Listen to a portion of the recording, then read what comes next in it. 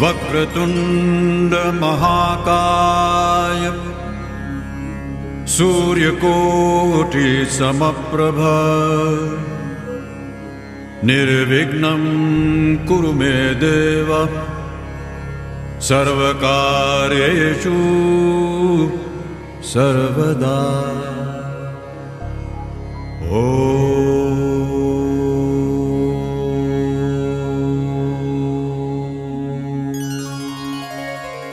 Good evening, friends. I welcome you all. BI Mumbai Center started this monthly lecture series in November 2019, and since then, 5 lectures have been held. These lecture meetings were well received and well appreciated.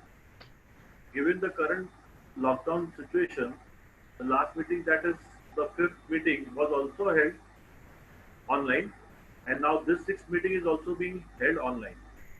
Today, the lecture meeting will feature two speakers, Consul Nilesh Gala and Advocate Ankit Shah.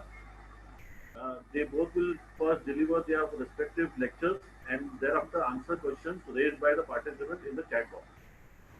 We have today participating with us Shri M.U. Mohanji, President BI, Shri Babu Rao Chakravarti, Vice President BI, West Zone, Shri Bharat Wagh, State Chairman BI Maharashtra, Shri Pradeep Nagekar, Honorable General Secretary, BI Headquarters, Shri Gyan Madani, Honorable General Treasurer, BI Headquarters, OK Sivalraj, Trustee BI, and Devchakke Ji, Trustee BI.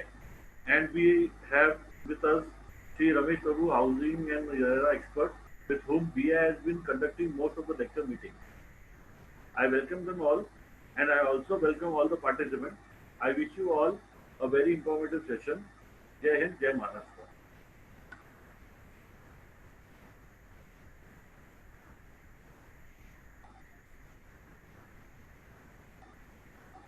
Madhu, you are not audible.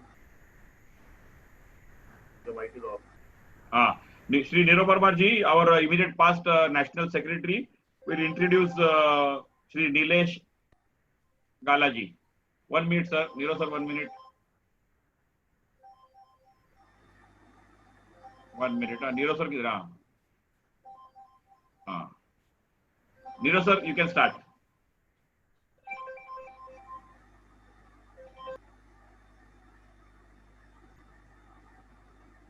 He is not audible. Your mic is.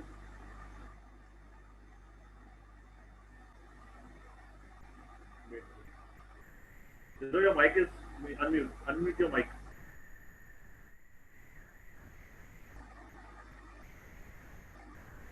Your mic is unmute. Madhusudan ji can unmute his mic.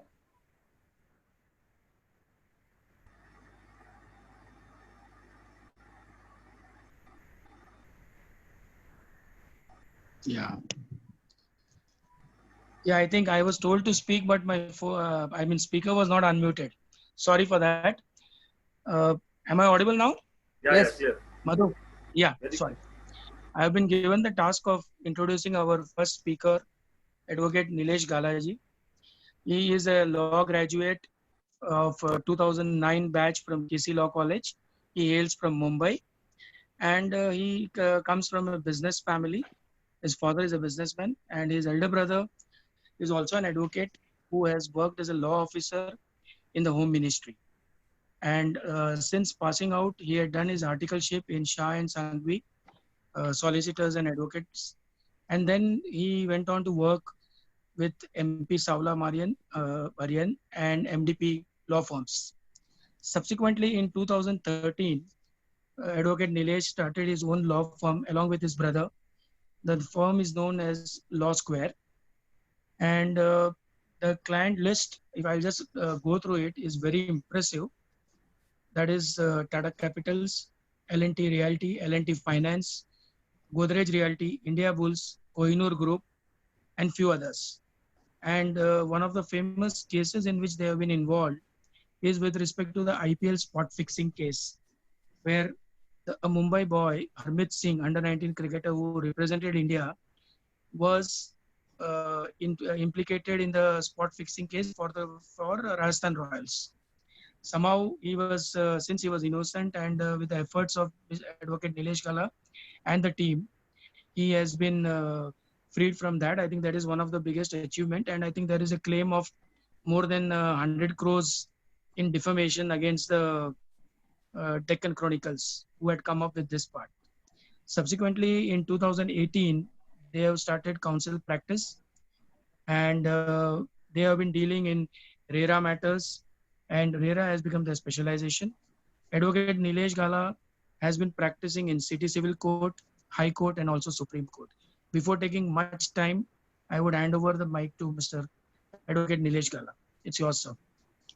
Thank you so Thank much. you. Thank you. Welcome all for this webinar conducted by the Builders Association. I thank Mr. Rijwani for giving me this opportunity, and I thank the gentleman who introduced me. Without taking much time, as the viewers today are mostly developers and contractors, I'm not going to touch upon. I hope I am audible. Everyone can just Yes. raise their Yes. hand or in the chat. You can just say yes. Yeah. Thank you so much. So we are going to speak on stressed assets or stressed property or stressed redeveloped property which is stuck, where developers have abandoned the project, revocation, takeover, what are the consequences of takeover, and how any of your members, association members, can actually in RERA be helpful to complete the remaining, I would say, the pending part of the development, as well as without registering themselves as a promoter by using a means called, there is a, I would say there is a document where solicitors invent a new form of this thing to say that you're not a promoter. So it's going to help you a lot. I'm going to disclose you the trick of the trade so that a lot of my colleagues, friends here can get business opportunities in this period where recession is hit all the sectors. I would start with what is RERA, when did it start, and who registers as promoter, what happens if his registration is revoked, and how can another developer or a contractor or a development manager can complete the building without taking the liability. So most important is, without taking over the liabilities of the erstwhile developer, how can you complete the building and do good for the old members or residents and for the purchasers, as well as make some money for yourself. Obviously, it's not a charity, you're going to make profit out of it. So, for the purpose of a real estate project with to come under RERA, it has to be an ongoing project. So making it more simpler, that from 2017 May onward, if any project which is not completed, where OC was not received, it comes under the purview of RERA. I'm using more simple language. It's not, my audience are not lawyers. Right now, I want to convey this to you guys, that this is a wonderful opportunity for you to really come in the market and help people to complete their projects. In case of self-redevelopment of a society, or a termination which is taken place, or a promoter who has abandoned, absconded, or whatever, bankrupt or whatever. So From May 2070, if any project which is not completed, it comes under the purview of RERA. For that, there was a mandate that every promoter, when I say promoter, promoter means the developer, had to register this project with RERA and give certain declarations, affirmations, saying that the project is not mortgaged to anyone, these many flats have been sold, these are my plans which are sanctioned, and a particular date of possession by which a project will be completed. Now, lot of developers already had taken 10 years, 15 years, and with RERA coming into force, they gave another 3 years, 2 years, or 4 years. Now, from that date till date, lot of projects registration has lapsed, has revoked, where the builder has abandoned the project. And so the process of registration is consequential, which ends with revocation or completion. So after registration, either you have to complete the building and hand over, or it gets revoked. I'm going to talk on revocation and not completion, or I'm not speaking about allottees' rights today or how to make a complaint to RERA. And I'm going to share some judgments which are vital for everyone here who is going to use it for their betterment tomorrow in RERA in case. As per section 3 and 4, a registration certificate has to be given to a project. In that, there are norms where we have to give disclosures. A promoter has to give disclosures to RERA. A quarterly CA certificate is filed, architect certificate is filed, and the progress report of the project every quarterly is updated. Section 6 is about extension. Section 7 is the most important and critical part which I am going to stress upon, or I am going to talk about today, is when a developer enters into a malpractice or constructs beyond the planning sanctions, or there is a dispute, contractual dispute between the original landowner. When I say, sir, landowner means it can be original society, it can be the original landlord, it can be MHADA, it can be BMC, who is the owner of the land from which development rights have been accrued to this developer. And the development right is accrued by way of a development agreement.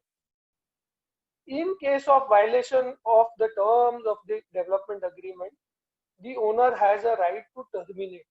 And the Bombay High Court, in the judgment of Vaidehi Akash, had made it clear that no one can have a better title than the owner. So a development agreement does not transfer the right, title and interest of the property onto the developer unless she completes the entire obligations as stated in the development agreement. Now I pause here for a minute. Take a situation where for an example, where a developer had given a date of possession as 31st March 2019. He failed to complete the building on that day. Many purchasers filed complaint with RERA seeking refund. Now what has happened that project has come into a doldrum because he was not able to pay rent to a society members, old members.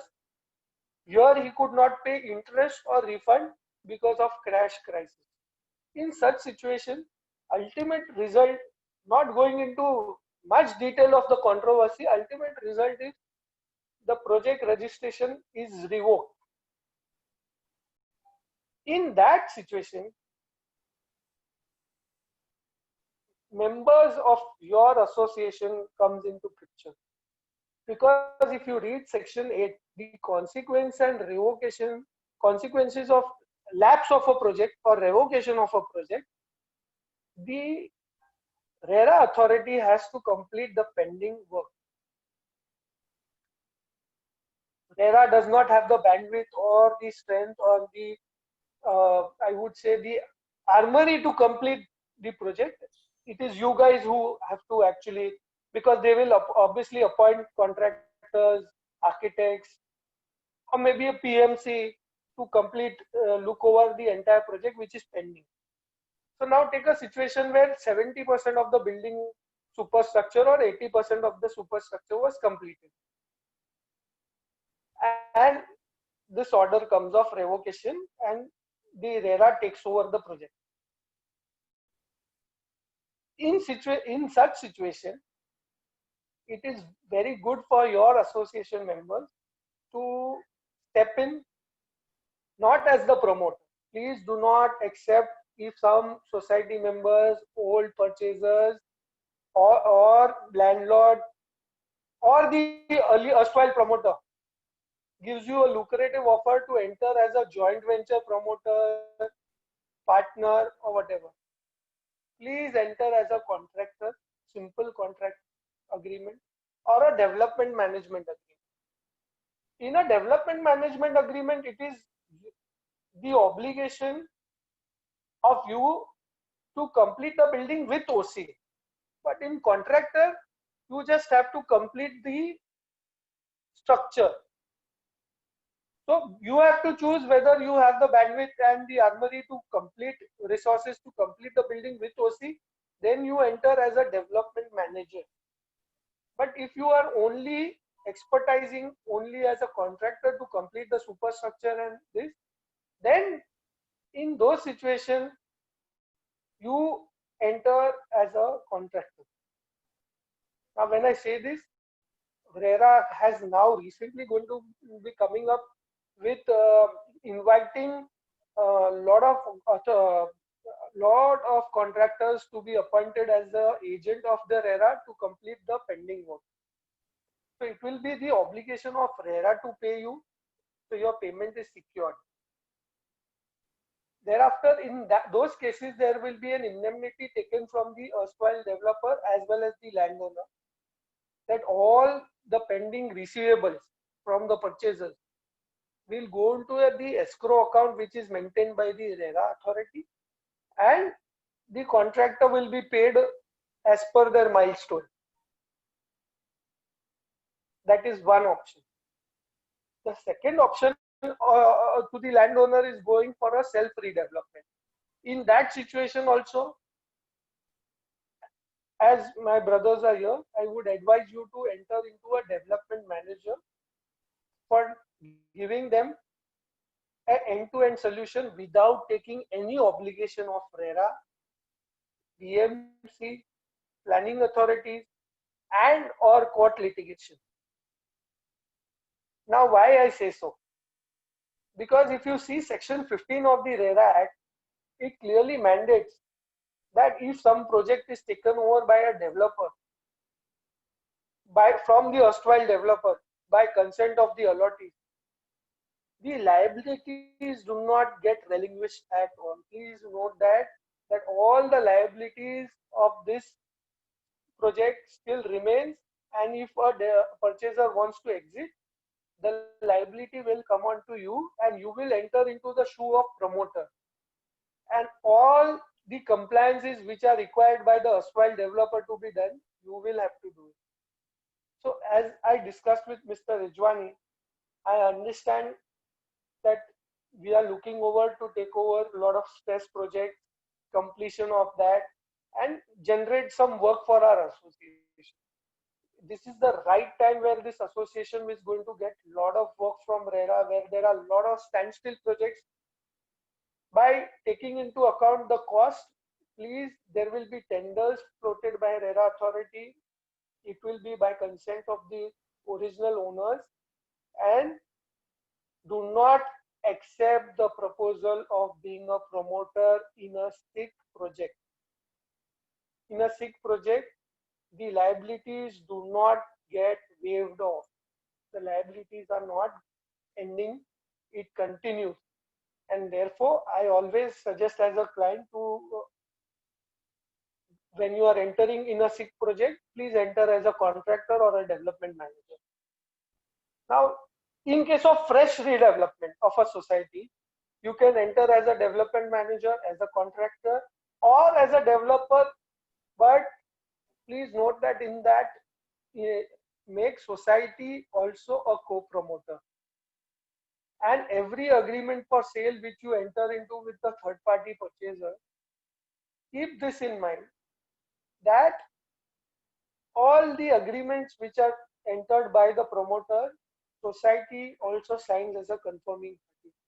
Because what happens when the society terminates the development rights of the developer, there is a judgment of Bombay High Court in Vaidehi Akash that the purchaser's rights are zero. The purchaser cannot seek possession of the property if the original owner terminates. The purchaser has to go behind the developer to recover money. Simply a money recovery application can be filed and his personal properties can be attached. One cannot take action against the society because society is not registered as a co-promoter and those agreements are on principal to principal basis. That judgment is of the appellate court in the matter of Udyanchal Society.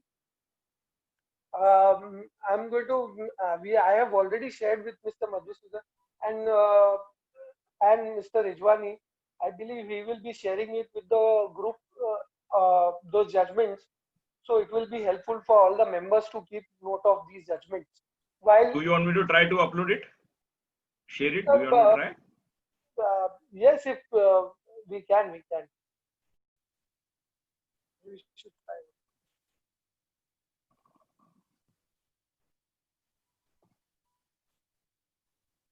No, I think it'll be better not. Better not. You go ahead, please. Okay. So, sir will be sharing in your group, on your WhatsApp group or whatever you all have, all those judgments which are going to harp upon when you have to take over a project, when a society terminates a development agreement, what are the rights of third-party purchasers, and how you should enter into an agreement with the society without taking over any liability. Why I say I'm stressing upon liability, because it is very difficult in today's time to make money, but it's very easy to lose money. And therefore I say these agreements are actually very important when you do business. And therefore, please note section 15, when you read, it is very clear in RERA that when you enter as a developer or promoter, all liabilities of erstwhile promoter or the owner is taken over by you. And therefore, I request, my topic was very short in this situation because I wanted to discuss only takeover of project, section 6, 7 and 8. So I believe I have completed my part of it as far as redevelopment is concerned, and association members who are likely to take over and complete projects in case they get this opportunity from RERA, which are going to be in numbers. They are going to burst today because of this situation, and the members will get a chance to actually deliver houses to the end users and complete and make some profit out of it. Thank you guys. Thank you so much.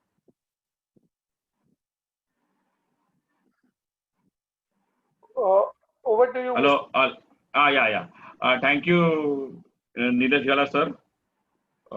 Participants are requested to put their questions in the chat box. So we are going to the next speaker, who is Mr. Ankit Shah. Mr. Anand Gupta, our past Honorary General Secretary, will introduce Mr. Ankit Shah. Mr. Anand Gupta. Good evening, friends. I hope you all can listen me. Yes. Just signal me whether you are listening me or not. We can hear you. We can hear you. Yes. See, we are going to now meet a very young advocate, Mr. Ankit Shah, who is just 31, 32 years old, and very energetic advocate. He graduated in law and obtained Sanad in 2013. He initially practiced with Mrs. Law Square, a law firm at Fort Mumbai. Thereafter, he started his own chamber in 2014 in Ghatkopar by the name Messrs. Ankit Shah and Company, and has been practicing since last 7 years. He handled civil, criminal, and revenue matters. He specializes in matters related to lapsing of reservation under DP, matters related to land and occupancy, collector's land, cool land, ULC land, tribal land, and Sanad land. He is an expert in Maharashtra Land Revenue Code. He is also expert in Mumbai tenancy and agriculture lands. He is also expert in redevelopment of societies, expert in development control and promotion regulations. He is also expert in deemed conveyance, registration and stamp duty matters. He is also expert in illegal, taking up a matter of illegal construction and various matters of MRPTP Act. He is also involved in so many committees of Bombay Municipal Corporation and state government. Friends, with this short biodata, I just present to you today's the leading speaker, Mr. Ankit Shah, Advocate Ankit Shah. Thank you, Mr. Anand Gupta. Mr. Ankit Shah will take the floor now, but before that, once more, I'm repeating, participants who want to ask questions to the speakers are requested to type in their questions in the chat box. Thank you. Thank you, Anand Gupta ji, for the introduction. And I'm very much thankful to the Builders Association of India and also Mr. Mohinder for having this lecture and giving us the opportunity to brief about the session and having such a seminar, I will say webinar. Yeah, so without wasting time, let us start with our topic, which has been given to me, is relating to the land related matters and the ULC land. So I will touch on it. Am I audible? Yeah. Yeah. Okay. Yes. So others are mute. Yeah. Under the Maharashtra Land Revenue Code (MLRC), there are three types of land. One is the occupancy one land, that is the freehold land, or we call it as alienated land. There are no restrictions on such land. And second type of land is occupancy two land. Now occupancy two land, there are some restrictions on the transfer. So it is called as unalienated land, or it may be called as, in Marathi it is known as Bhudharan Paddhati Don. And they are basically, they are heritable, but provided you take the permission from the government, state government. And third type of lands are government lessees, that is lease lands, which are given by the state government to the various individuals and the entities. So this is I will say preface to the what I will be going on to it. So as you see that in Mumbai as well as in Thane, large numbers of lands were owned by the state government. So to save from the encroachment, the government came up with various policies and also formulated a policy relating to allotment of such type of land in order to not get it encroached. So the government started allotting this land to the various individuals. Now various lands were allotted on the occupancy two basis as well as on the lease basis to the societies, housing societies, to the charitable trust, to the state governments, to the individuals, to the freedom fighters. There were various schemes like police personals, like people belonging to the scheduled caste and scheduled tribe, like special people belonging to the IS, IPS officers, many of them. So there were various schemes which were formulated as the government took a decision that such type of land should be allotted to the concerned individuals. So as these lands were allotted around 40-50 years, as well as there were various lands which were allotted during the British colonial period as well as the East Indian Company. So there were various constructions on this building, on these plots of land, and now as the buildings which have been constructed on such type of land has become dilapidated, or there is a need for repairs, but repairs are very much I will say costly, so they have opted for the redevelopment or development. So this is where the state government comes into the picture and harasses a lot. Now I will just give in some minutes what was the harassment. They used to charge unearned income. They used to charge transfer fees. They used to charge penalty. They used to charge mortgage fees. They used to charge license fee. These were the various, I will say, income which used to get paid by you to the state government for having the land regulated or for holding such type of land.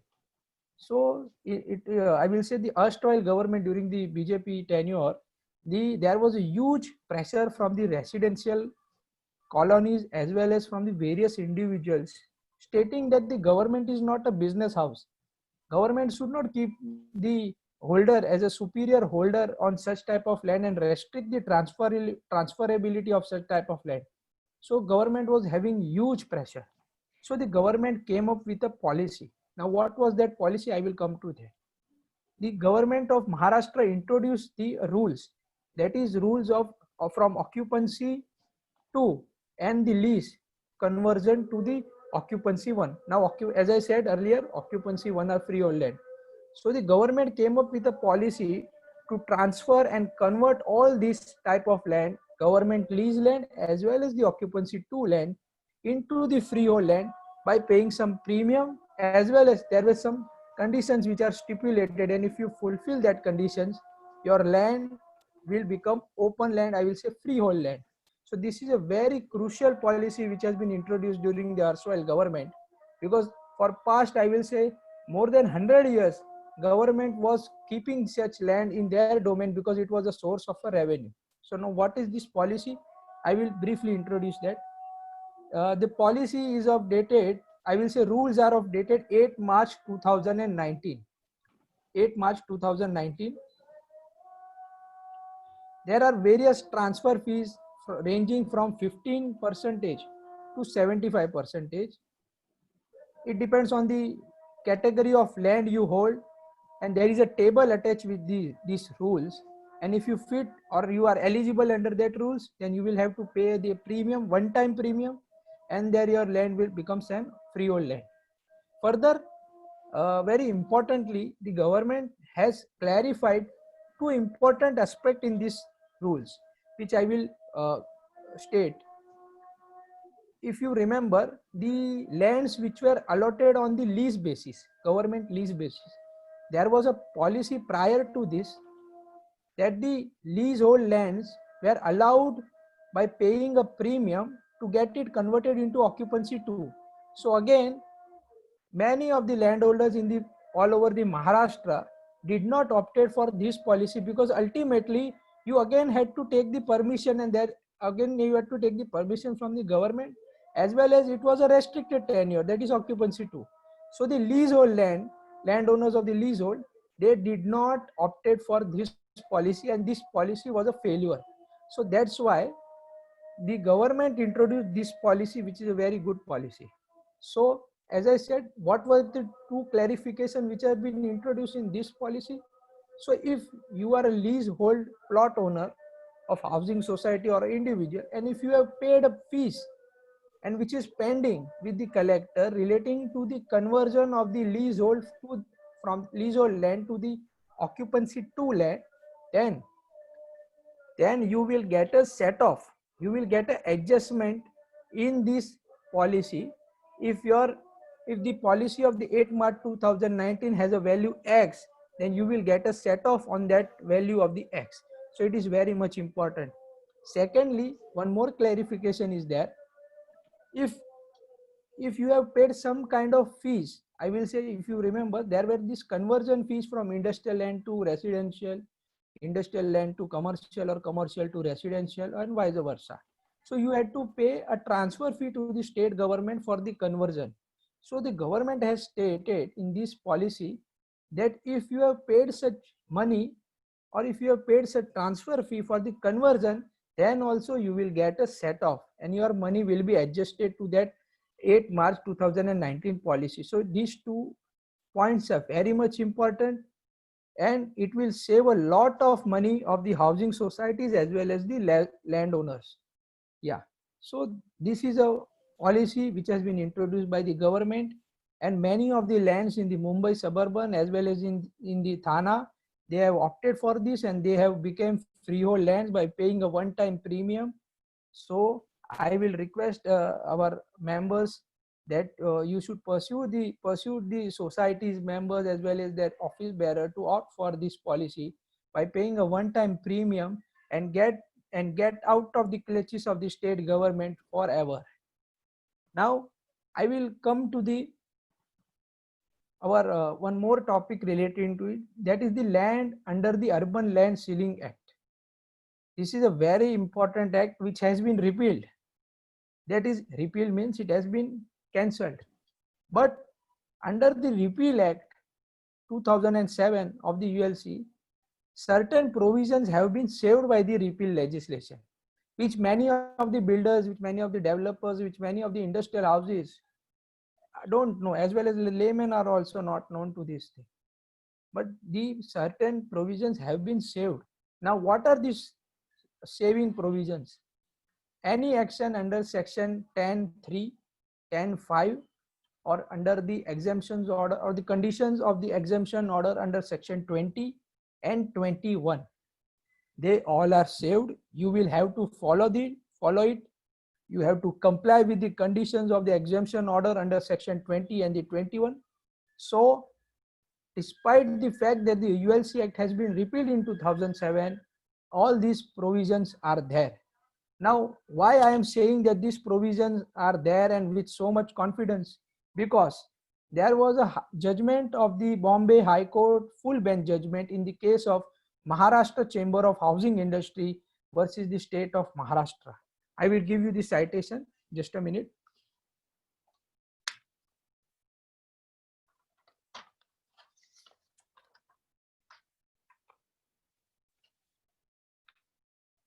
The citation is writ petition number 9872 of 2010. 9872 of 2010. So this judgment, full bench judgment, categorically stated that all these actions of the state government and the conditions of the exemption orders under section 20 and the 21, as well as the action taken under section 10(3) and 10(5) of the ULC Act are saved. You will have to follow it. You don't have nothing to go out of it, that exemption order. So the High Court has actually given a certificate that the ULC Act is still there and you will have to follow it. So as I said, there was a large tracts of land which are falling under this category. So as the Maharashtra Chamber of Housing Industry lost this case, they went up to the Supreme Court by filing this special leave petition, which there was an order that stating that no coercive action should be taken. And in the meantime, again there was the pressure from the industrial people, housing industry, stating that this ULC Act is very much cumbersome, and petition the Chief Minister to get out of what should be done in this type of land and what should we do, because there was the scheme of, I will say, dream of the Prime Minister of housing for all, as you know, 2022. So the Chief Minister of Maharashtra decided that a policy should be brought in for getting out of the clutches of the ULC Act. So a 2-member commission was appointed under the chairmanship of Justice Sri Krishna, retired Bombay Supreme Court judge, and submitted a report to the state of Maharashtra. And accordingly, a policy has came into the force for the lands relating to the Urban Land Ceiling Act, and especially the land relating to types of category, that is the lands which are being given by under the 10(5) or under the section 20 or 21 exemption orders to the industrial houses as well as to the housing societies. So what is that policy? I will briefly introduce you about that. The policy is dated of 1st August 2019. The policy stipulates that if your land is one more thing which I will like to share is this, that this policy is only relating to the exemptions of the exemption orders under the section 20 only. So it is not applicable to section 21. it is only applicable to section 20. So what is that policy? Let us see that. If your land is exempted under section 20 for housing purpose, or it is under the Talegaon Dabade plotting scheme, or if it has been exempted under the agriculture purposes, animal husbandry purpose, or gardenery purpose, then you will have to pay a one-time premium of 10% of the ready reckoner rate to the state government and get your land out of the clutches of the ULC Act. And second, if your land is exempted under section 20 for the industrial use. Now this is a very important thing because there are large tracts of land in Mumbai and Thane which have been exempted under section 20 for retaining or for expanding the industrial establishment. So the section 20 came into picture and they got exemption order for holding the I will say thousands of acres of the land, and there are many cases in which the section 20 permission has not been taken from the state government. So now by opting this policy and opting this sub clause, you can actually get the out of the ULC Act purview. So what you will have to pay? Land and exempted under section 20 for industrial use will have to pay 15% of the ready reckoner rate as one-time premium and get out of the ULC Act.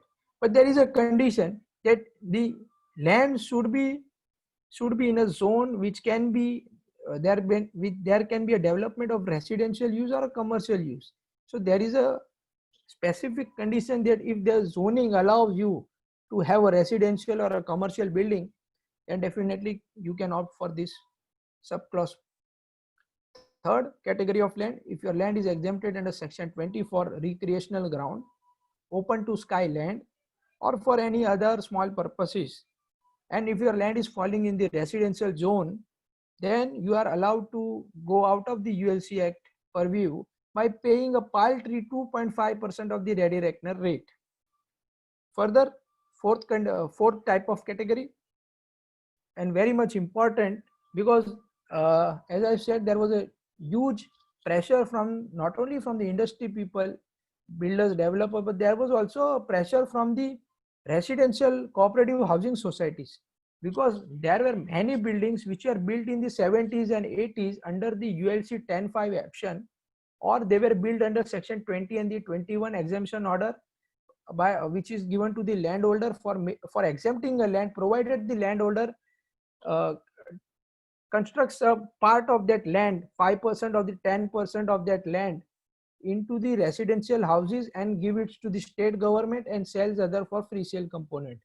So there were many housing society which are under these types of land. So government has came up with this D category, which is very much important, and which I will request you to note down, that if the project is completed, this is the first condition, project should be completed.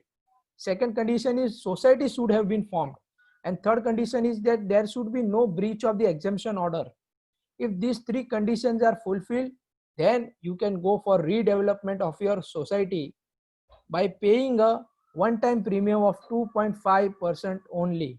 This is very much and the best gain as housing society can get by paying a 2.5% only. So I think I have done all the brief you about this policy relating to the ULC Act as well as the MLRC. So I am open. So we both are open, Nilesh and we, for the question and answer round. So I will request everyone to put their questions in the chat, and we will accordingly answer that questions. If Madhusudan permit. Yes. There is one question, but before that, I think our chairman, Mr. Mohinder Rijwani, would like to say a few words. Yeah. Mohinder Rijwani, our minute. Rijwani sir. Yeah, I would like to welcome Bhavesh Panjwani ji from Mulla Mulla, who has joined us for this webinar. I welcome him. Okay, thank you, sir. Thank you. Now, there is one question which I would like to tell. It has not been addressed to anybody in particular, The question is, can lands allotted by Sanad be developed without any restrictions from government? One Mr. Sunil Devle has requested this question. Hello, am I audible? Yeah, yeah. Hello. Ankit, can you answer this question? Hello, hello. The question is, can lands allotted by Sanad be developed without any restrictions from government? One Mr. Sunil Devle has asked this question. Who is going to answer? Answer the question. I don't know. Hello, Just a minute. Ankit, Mr. Ankit. You unmute his mic. Madhu, unmute his mic. Ankit. Mr. Ankit. Yes. Am I audible? Yeah, Mr. Yeah. So I get your question. See, if the Sanad is having a condition, a restrictive condition that you will have to pay a premium, or you will have to take a permission from the government for transferring the land or for redeveloping the land, then you will have to take the permission from the state government. That is, the state government has delegated the power to the concerned district collector. So you will have to take it. But a person will have, but I will have to look into your conditions, the Sanad conditions. Like as I said, there are many types of Sanad. There are Sanad in respect of the industrial land under the Chapter 7 of the Land Acquisition Company Rules, and there are Sanad lands also in the area of Chembur, Rajawadi, Khar, Kirol, as well as one more Bandra area. So I will have to look specifically relating to the conditions of your Sanad, and then only I can opine on it. But if there is a restrictive condition in the Sanad, then definitely you will have to take permission. That's all. Okay, sir. There is one question from one Mr. Rishikesh Thacker. Is there any special premium or permission required to develop collector land for full commercial development? See, yes, there is a premium which you have to pay to develop the collector land, whether it is for residential purpose or for commercial purpose. You will have to pay certain amount of that. The percentage is decided by the state government by way of various government policy. It varies from various aspects, like if the land has been given for what purpose, whether the land has been given on the concessional basis. So there are these various kinds of land, and if you fall into that type of land, then accordingly the collector will decide as to what amount or what specific amount will you be liable to pay. Yeah. Okay. 1 minute there. Mr. Jaiprakash Bhatia is asking, where will we get the details of percentage to be paid for leased hold land? Yeah, where we'll get. Madhu, kindly unmute Dilesh Gala. Unmute Dilesh Gala. No, he has muted himself. He has muted himself. I'm trying to do it. It's not happening. Mr. Yeah. Nilesh Gala, unmute yourself. Sir. Unmute yourself. आपने खुद को mute रखा था. See, the question of तो मेरा question था. Jaiprakash Bhatia, yes, I got that question. Where will get the details of person to be paid for leasehold land? So you are basically talking about the conversion of the leasehold land into freehold land. So there is a policy, not a policy. There are these rules which has been notified in the Gazette. So you can get it into the collector's office or the Tehsildar office, as well as I have shared my email ID. So if you can put a query, then I will share with that relating that material to it with you. So there was a question by Mr. Harish Gangwani. Acha, it is not to be. I could not say. Yeah, it is sent to me personally. Acha, okay. So Mr. Gangwani had a question about. I'm just sharing. After that. Mr. Gangwani, can the host unmute him so that he can ask me a specific query? Because what is his name? What is his name? Harish Gangwani. Okay. Mr. Gangwani, Mr. Harish, you can talk. Yeah, I have very specific two questions with respect to SRA project. Yes, Now, sir. this were started somewhere quite some time back, maybe about 10-15 years back, and builder has sold part of the inventory, and project got installed because of various factors, maybe SRA has not given approval or due to change in policy, constant change in policy. In such a situation, he has not registered under RERA. That is my first question. So how do I go about complaining to RERA? That is, So, can you tell me whether his rights were intact as a developer? SRA did he recognize as a developer as on May 2017? yes, it was, and he had a part approval. He had started with the project. No. My specific query is whether 13-2 order was passed removing him as a developer or not. No. 32, As on May 2017, if he was not removed, then I have answered your query in the chat also, and I'm repeating again. There was a writ petition filed by me for a very dear friend who is the advocate, Mr. Zain Khan. We had filed a writ petition in Bombay High Court because the RERA did not entertain earlier unregistered projects ka complaint. So if you read that order, it clearly says that you can file a complaint qua unregistered projects in a similar manner as if it is a registered project. I have shared the writ petition number also with you. In case you want the order copy, you can directly get in touch. Can you help me with that? Because Sure, I have dropped my number, sir. You can get in touch with me. I'll share the order. I have another query as well. Now, in 2019, a development agreement has been cancelled by SRA authority. So what, it has become. So that is the slum scheme under 3310 is based on two aspects. Society's confidence in you with 70% majority. So the SRA unilaterally cannot terminate or remove you. It is the society who's the proposed society who are the slum dwellers who have appointed you as the developer.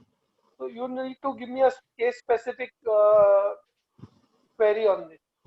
No. My point is that you are right. Probably SRA authorities, based on the voting rights given, or they have internally done voting rights and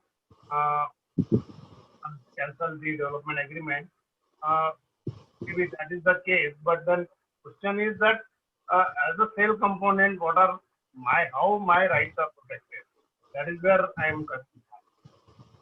Sir, in case you will have to see who's the landowner. The landowner is the BMC. Sir, here there is a catch because in Vaidehi Akash, when Bombay High Court has given a ruling that the purchasers have no right because there can't be any stay against the original owner. A developer is only an agent of the original landowner, and he could have never passed a better title than the society. In that analogy, the purchaser has zero right.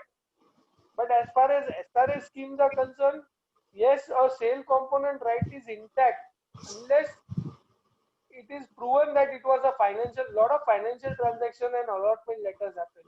If it is a genuine case and you having a registered agreement, then your rights can be intact if the land belongs to the government.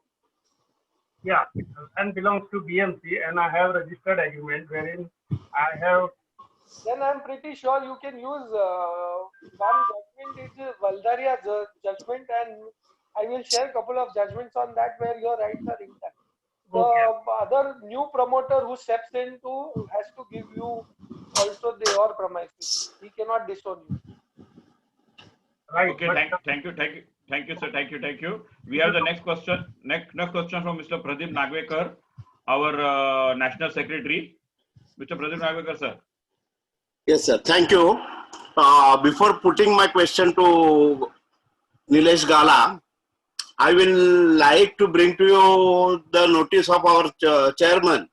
Please take the note of presence of some dignitaries of headquarters, Mr. O.K. Selvaraj, who is the You have trustee taken. of and Vice President Baburao Shaktarwa, and of course President. You have taken. Please, my question to Nilesh ji, you during your speech you quoted that RERA will invite the tenders for stall project.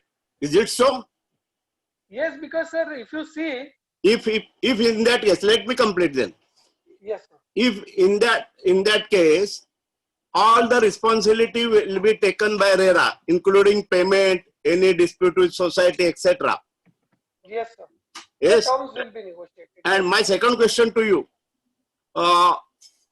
what according to you, what will be the better, whether to go as a contractor or as a developer for starting the project? Sir, if it is a SIG project, as I mentioned earlier, and he has the erstwhile developer has sold everything, then there is no question of you entering as a promoter and taking all his liabilities. You should enter as a contractor when it's a stall project, complete the building with whatever your commercial terms are in cash, or you want to have a saleable component as your consideration of that construction part. So you will have to make a choice in that. But I will never advise you to enter as a promoter. Okay. And my question, another thing I will like to ask you, this agreement will be made between the we as a contractor with RERA or with society? Sir, under section 8, it says that there are two ways of, in case of revocation and lapse, there are two ways. One is the right giving to the association of allottees. So if association of allottees go to complete the building by themselves, then you have to enter into an agreement with the association of allottees. If they don't have the bandwidth and RERA ultimately has to complete, then there would be according to me, a tripartite agreement or a understanding between the RERA authorities, the association of allottees, and the contractor. And what about that tender part is still under consideration, yet not. It's not yet out. no? They don't have the bandwidth to complete. It is to be completed by the help of competent authority and the local planning authority, but yet they are not able to complete or take over one good property or a stuck project. Now, further question, we as a Builders Association of India, RERA has come to us as a SRO, particularly for they are interested with BI, they are looking at us as a developing contractor. Then in that case, instead of calling tenders, then can they allot direct contract to us, to our members directly? So then, as I said, there is a choice in section 8 given to the association of allottees. If majority of the allottees in that project appoint you, then it's a private transaction. RERA has nothing to do with it. It's a legal application you have to make to RERA that you, the original allottees will make to RERA that they have appointed you as a contractor to complete, and RERA will go give you a go ahead. In case RERA has to appoint, then it has to be, sir, it's a government body, it has to be in a transparent manner. They will have to call for bids, because then otherwise there will be allegations of bias and giving particular favoritism to a particular person. Then RERA has to call the tender. RERA cannot directly allot the work to our association when they are looking at us as a contractor. RERA cannot give, because RERA has to take consent of the allottee of that project. No, that is all right. By taking permission, can RERA allot directly to our association, member of our association? No, sir, never. They have to call the tender. They have to call for bid. Bid, no? Yeah. Yes, sir. Okay. Mine is over. Thank you, sir. We have another query from Mr. Anand Gupta. Mr. Anand Gupta, are you there? Yes, yes, I'm there. Please. See, I want a clarification on two. Recently, Government of India has come and kept in abeyance the section 7, 9 and 10 of IBC code. The IBC, similar sorry. principle we want to apply on behalf of Builders of India. We want to apply the suspension of section 18. So, are we very, 18, section 18. yeah, section 18 of the RERA Act? So that's not the only section. 12, 14 and 18 and 19. I believe on 2 days before there was a joint meeting with the Home Minister, Mr. Puri, on Zoom with a lot of all the RERA members and chairman itself all throughout India. And there was this request made by the other association called NAREDCO, CRIDAE, of suspending this. I do not know what is the outcome. It is the ministry who will decide. It's the ordinance which they have Because to if come out customer with. applies for under this section refund of money in the absence of, because right now a lot of people are losing job, a lot of people are Yes, going sir. to not in position to Request pay for their refund. installment. Yes, sir. Yes, sir. Then we as a builder will be in a very much in big difficulty. So So what should that's we what do? I told you at starting, that if 10 members today come, 10 purchasers today come up and ask for refund, I'm not sure that any builder will be able to refund the entire amount to 10 members with interest. It is not possible because here no one is sitting on a liquid money today. So in those situations, as I advise to my clients, and this is a very good question put by you, and I thank you. If we did not cover it, that before any purchasers go to RERA under 18, and if your agreement has already, date of possession has already expired, please convince them with a supplemental agreement for a rental. Rather paying interest, pay them compensation on rental basis. So I would say, for example, if there is 1 crore flat and under 18, you will have to pay 10.75% interest with the principal amount for whatever years you have used the money. That money already is used for the project. That money you don't have. The only best option via media is to enter into a supplemental agreement by paying them 10, 15, 20,000 as per whatever your calculation is monthly rental as compensation, which includes interest or whatever, and he waives his right to claim refund. My second question is, if we really are interested in taking over any abandoned project from an earlier developer without taking any earlier liability of financer and other, what should we do? What should be our action plan? Sir, there are two ways at looking at it. One is that you can enter as a contractor and complete the superstructure and civil work of it, or you can enter as a development manager and give one roof solution by getting OC. So you will have to make a choice of how you want to enter into the project. That is one. And the second is that what liabilities for a contractor, there is no liability. It's a you are acting as a contractor to complete the project. So you will give your quote as per that. So there is no profit sharing or area sharing in that. So how do I get a contract? So that you will have to meet societies where abandoned projects are there. You will have to go to RERA. Just before me, you said that see, up till now, I have never seen RERA giving any notice in the paper and asking Not for yet, any. not yet. They have not started yet. Yes, you're right.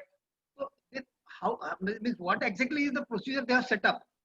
So they have yet not set Either up. I am supposed to contact those 51% allottees and the Yes, society, or I am yes, supposed society, to society. contact Yes. RERA authority. Sir, Mr. Gupta ji, so RERA authority till date has not come up with a single tender or a public notice. So as on today, the mechanism which is on is that you have to take consents of the allottees as per section 8 and become a contractor by their appointment. So you will have to approach the society, its members and allot. Thank you. I can share a lot of examples where I have appeared in Udyanchal, Mitanagar, where all the societies, the erstwhile developers are in jail for dual selling or whatever, where my client or the society has appointed a contractor with consent of RERA. Thank you, sir. We have with us Mr. Nirav Parmar, our immediate past National Secretary. Hello, Nirav Parmar, sir. You have kept your camera off. Okay. I think I have a question to Mr. Nilesh. I think he has very nicely explained two aspects very clearly. First is that no way you should go as a promoter, because that is the liabilities get shifted to you as a promoter. And gone are the days when there were mass investments and they used to have a privilege of being called as promoter. Today, the largest section of investors also shy away from being called as a co-promoter. So I think that he has very nicely explained. And if for us, for BI to participate in the stalled projects, the only and only option available, which is a very clear one, is a sole contractorship thing. I think that message what he has given is very clear.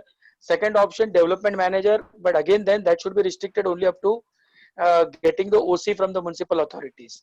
That's a partial role, bigger than that. But Mr. Nilesh, I just like to understand, I think this topic is too big to be covered here. We will definitely seek some time with you and discuss how we take up stall projects with RERA. Because I think the ideas are floating that RERA will give it like that. I think that also you made it very clear. It's not going to be a cake that it is ready and we all have to rush and just take a bite out of it. So I think they also are answerable and they have to follow the due process of law. And of course, it is also covered. I mean, the department is covered under CVC. So anything is done by them wrongly will attract CVC guidelines. Yes, So I think I request Chairman Mohinderji we will have a special one-to-one discussion with you with respect to how we move ahead with RERA. So Because we have definitely formed a part. I think those points you have driven home very well. And I think that is etched in the memory that what should be the role and what should not be. In fact, more importantly, what are do's and what are don'ts have been specifically mentioned by you in that case. I think thank you for that. Thank you, sir. Thank you. I would share one example which we did recently is the development management agreement in all DB realty matters, where DB had a lot of projects all over Mumbai, and all the other developers did not get the guts to enter as a co-promoter. They entered as a development manager agreement. They have signed a DMA model. There is one at Prabha Devi where Rustamji is completing as a development manager on behalf of DB. So because they have the bandwidth and to complete, give it OC and everything, so they entered as a DM model. But as our contractors and builder association, I would suggest that getting a OC is the biggest task today, and there are more than 30 norms which you have to comply with, from CFO NOC to tree authority NOC to everything. Correct. I would always suggest that in case you have the architect and a team of that which are able to do so, then you can enter as a DM model. Otherwise, a contractor agreement is the best option as on today, which is available. Yeah, correct. I think it's horses for courses. We are best as contractors. We should go as contractors. Yes, today's best profit making, this will be contractors. Yeah. Thank you for answering that question. Thank you. Thank you, sir. Thank you, Nirav Parmar, sir. I will now read out some questions which we have received. Do you want to read one by one? Yes, sir. Yes. Acha. Once development is over under Section 20 and 5% flats are allotted to government, then why premium is payable again for redevelopment? This is basically the policy of the government, and I don't know their intention, but it can be assumed that they want the land to get out of the. It was contemplating in a very good case. If it comes towards court, there can be some clarification on it, because government is charging dual premium. Yes, you're right. there I will say the intention of the government is that to get out the land, such type of land from the ULC purview, and for the revenue purpose. So that's why they are charging this premium for the projects which are being completed under Section 20. So this is not, I will say, a dual premium, but I will say that this is the best thing a government has done for the any of the landowners or the societies to get out of the ULC ambit. So instead of viewing it as such that this is a premium which we have to pay, I will say that this is a best thing to get out of the ambit of the ULC Act by paying such a premium, because even the premium is very paltry, I will say. Yeah. Okay, thank you. The next question is, how do we lodge complaint to RERA against unregistered projects? How and Sir, same, I have the same, answered. you have answered this. How do RERA initiate action against Mr. Harish Gangwani, yes. then. Can ULC, the next question is, can ULC order for surplus vacant land? Can ULC order for surplus vacant land already granted be amended due to change in development plan affecting that land? That is, change in land use for buildable or non-buildable portion of plot. Question for Mr. Ankit Shah. Yeah. See, if the ULC land, I will say the land has already been declared as SVL, surplus vacant land, and it has been granted, then despite the fact that there is a change in the DP and the reservation, there is a non-buildable reservation or whatever purpose, I don't think so that the authorities can pass an order declaring that the SVL land stands vacated. This can't be done. Simple as it. Yeah. Okay. Okay. I will ask the next question. 1 minute. There's another question. Achha, this is please give special bullet points to be taken into account while taking project from RERA. I think of RERA apart from normal contract conditions. I think we have. Yeah. I think we have taken that. Yes. I think we have taken that. Okay. Mohinder sir. Mohinder sir, please unmute yourself. Hello. Mohinder sir, please unmute yourself. Anyway, I think I'll take over. We have with us, Mohinder sir. Yeah. We will be requesting our national president, Mr. M.U. Mohan. Mohan sir, you are there, na? Mohan sir is there. Yeah. We have to say a few words because there are no more questions now. Mohan sir, the floor is yours. Yeah. Good evening, everybody. I'm happy to note Mumbai Center is regularly conducting the monthly meeting in this Corona lockdown period. Today meeting being the subject matter of RERA and land registration, which is greatly affecting the development fraternity. The relevance is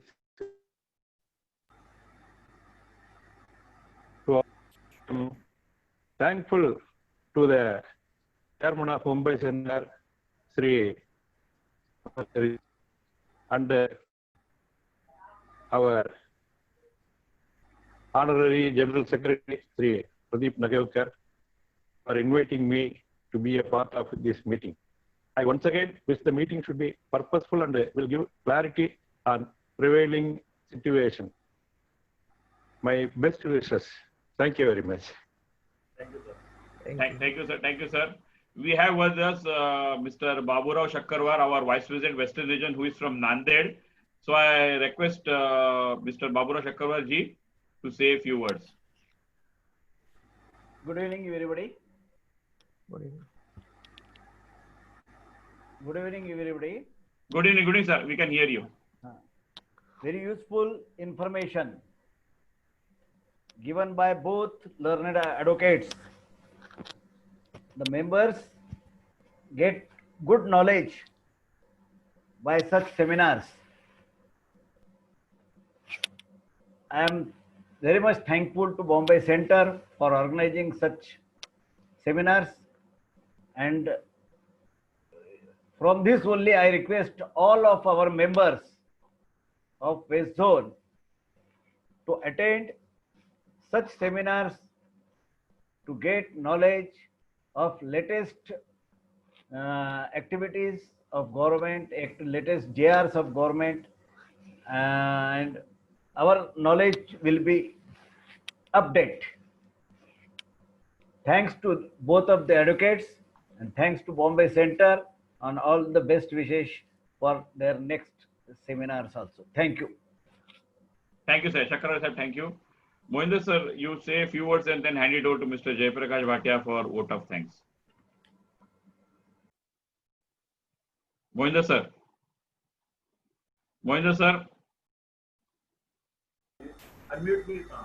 I have unmuted you. Please say a few words. Then Jaiprakash ji, after Mr. Mohinder sir speaks, Yes, you sir. please Mohinder sir, please say a few words.